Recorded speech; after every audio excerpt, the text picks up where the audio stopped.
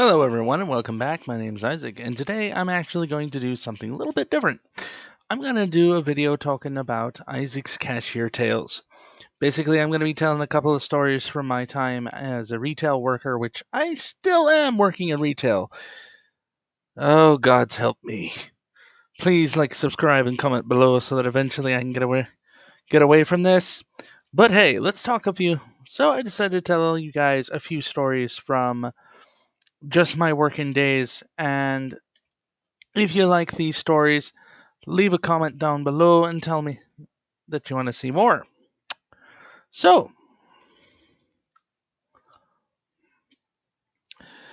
first story I'd like. So, like I said, I work in retail. I am a cashier.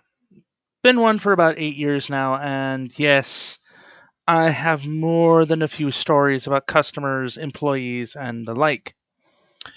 Now, due to, of course, the legal thing of I'm still working there, I can't necessarily name the store that I work for, although I'm pretty sure that it might have appeared once or twice in the community tab in the channel. But hey, don't worry about that. So let's, of course, get on to my first story of the day. Now, like I said, I'm a cashier. And sometimes I'll do things like run returns, which is basically where we get all the stuff that people don't want. They either leave on the register or they get taken over to customer service because it simply wasn't something they wanted or it wasn't the right product, you name it. Now, I'm running returns one day and I'm out in the garden center. Now, I've got a bunch of pots that apparently I have no idea where any of it goes because, the garden center where I work is an absolute mess. So trying to find anything and anywhere it goes is usually a pain in the butt.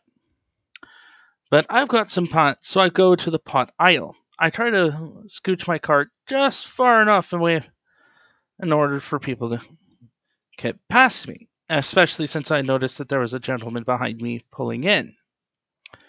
Well, just to give you a hint, I was close enough to the shelf, but not close enough to break anything.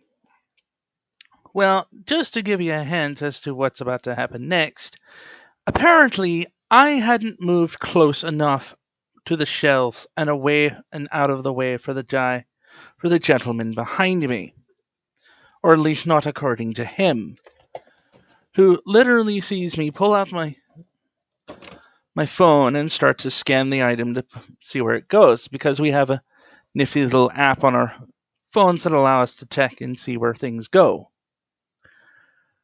As I'm pulling out my phone and getting ready to check where this pot goes, the next thing I know is this gentleman decides to ram his cart into mine. Yes, that's exactly right. Instead of saying, "Hey, excuse me, could you please move your cart? I need to get by," or, something to that nature. No. I'm going to Neanderthal ram this cart into someone else's cart, potentially breaking several pots, by the way, because that's exactly what almost happened. Because, when I tried to park my cart far enough away so that it wouldn't actually break anything, it was still close enough where it actually could hit something in the parking, in the freaking shelves. And this guy almost breaks about half a dozen pots.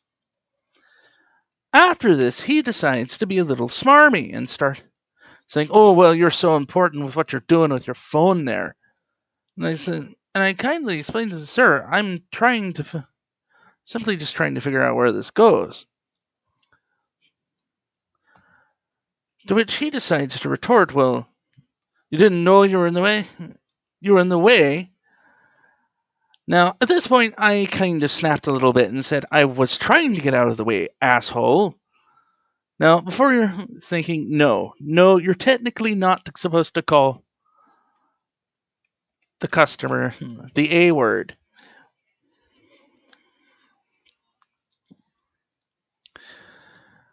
But at this point, I was not thinking clearly. Someone, while I was trying to work, had almost hit me with their cart while I was trying simply to do my job. And this person not only decided to be a jackass about it,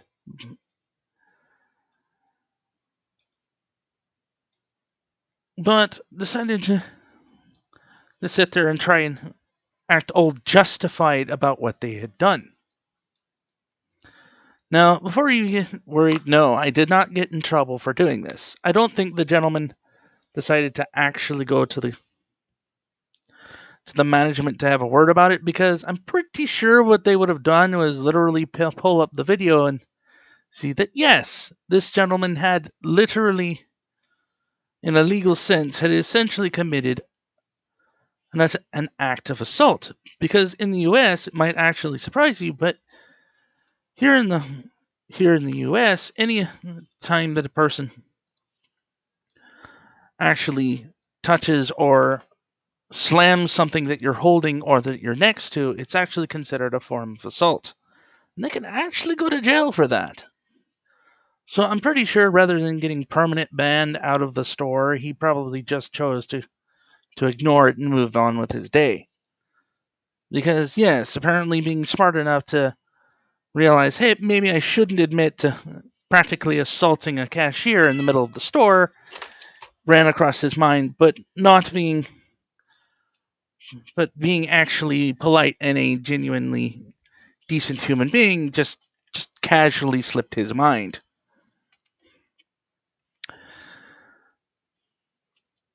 So, yeah. And by the way, this is not the kind of norm for customers I work with, because usually the people we work with, surprisingly, most of the customers I work with tend to be fairly nice and not be that much of a pain. But these stories, of course, would not be very funny if they were just me having a nice chat with old Grammy, who gave me nice cookies at the end of at the end of me checking her out.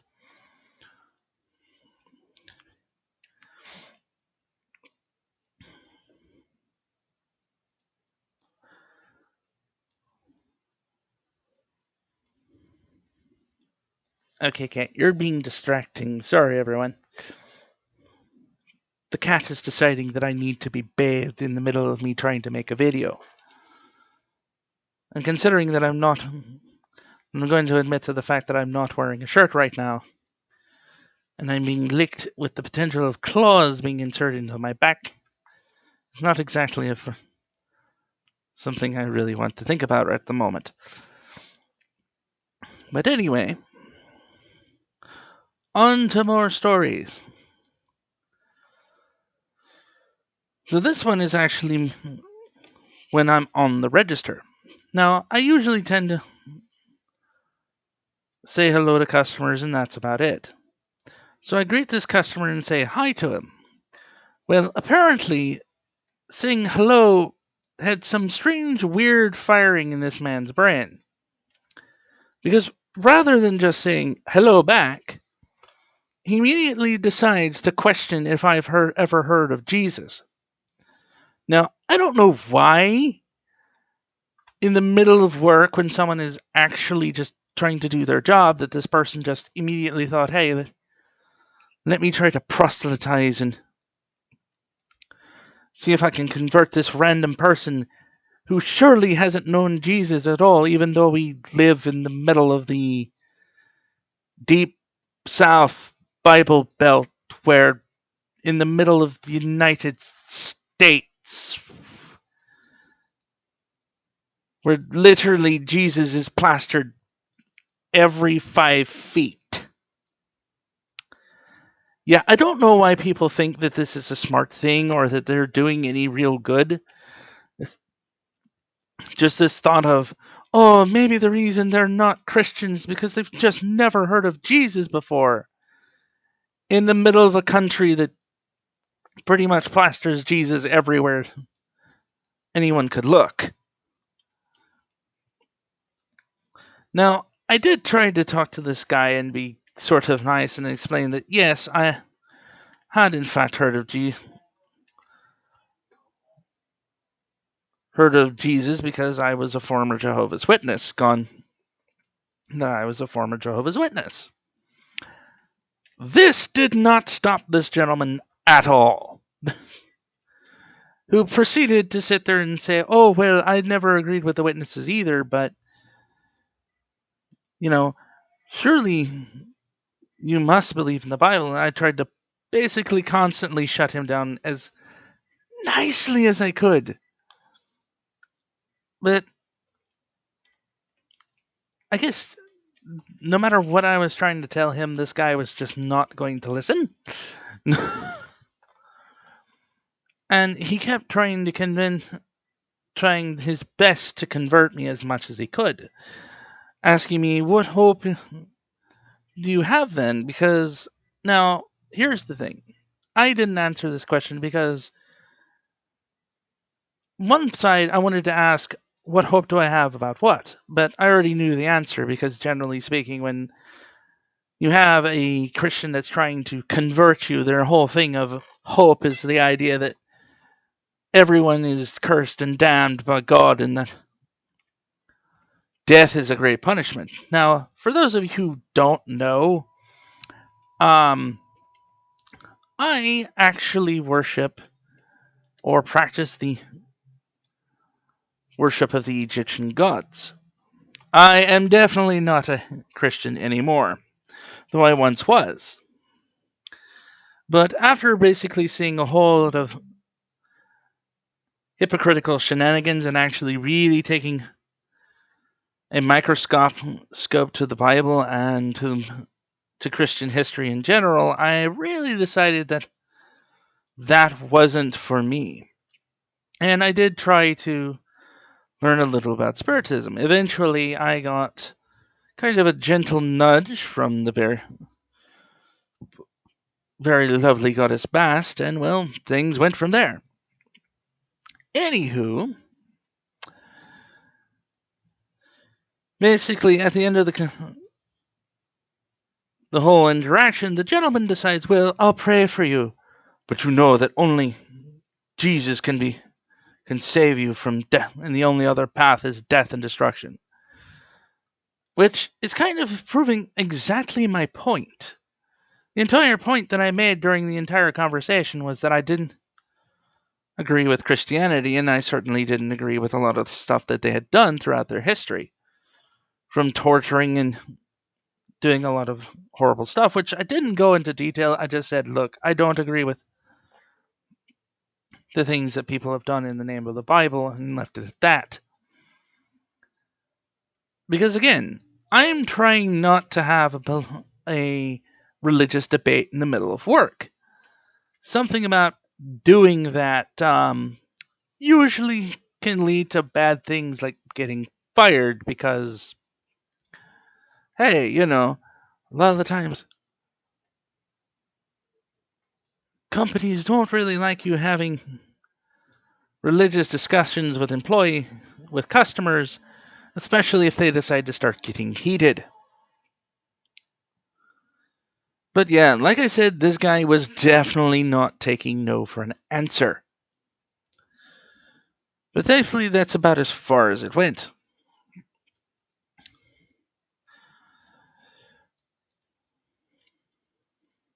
What the? Oh, sorry. So, of course, this also reminds me of another story when I'm just working, and at the time I was wearing a Wiccan star. And this old lady, I don't know if she worked where I did or what her deal was, but apparently her thing was, now that I'm off, I'm going to tell you that thing on your neck comes from Satan. Now, first off, I'm going to straight up say it. The pentacle does not actually come from Satan. It's a much older symbol and comes from much older religions. But the thing I have to question is, first off, why are you even sitting there bugging me about this? It's not hurting you that I'm wearing this a religious icon that's not a cross on my neck. I wasn't trying to convert you or otherwise say anything to you, but you decided to come to me in the middle of my work time.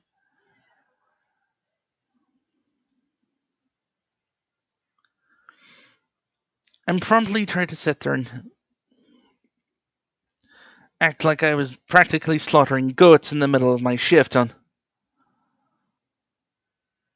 company time. But yeah, that does kind of bother me. Like, really? You have nothing better to do but do that. Especially when I'm not even trying to do anything. I'm not even trying to sit there and proselytize to anybody. I'm just trying to do my job. I just want to go home, finish ringing things up, and go home to my cute, fluffy kitty and go to bed after I've had a nice bit of food to eat and a video game to play. That's it. Now, I'm not trying to knock Christians in general. I know there's some fairly nice ones. It's just these types I don't understand. It's like you have what? Do you have absolutely nothing to do in life but sit there and harass other people because they don't share the same religious belief as you? It seems like a rather lonely and boring life to me. But hey, I'm not one to judge, and I just usually let people do what they want.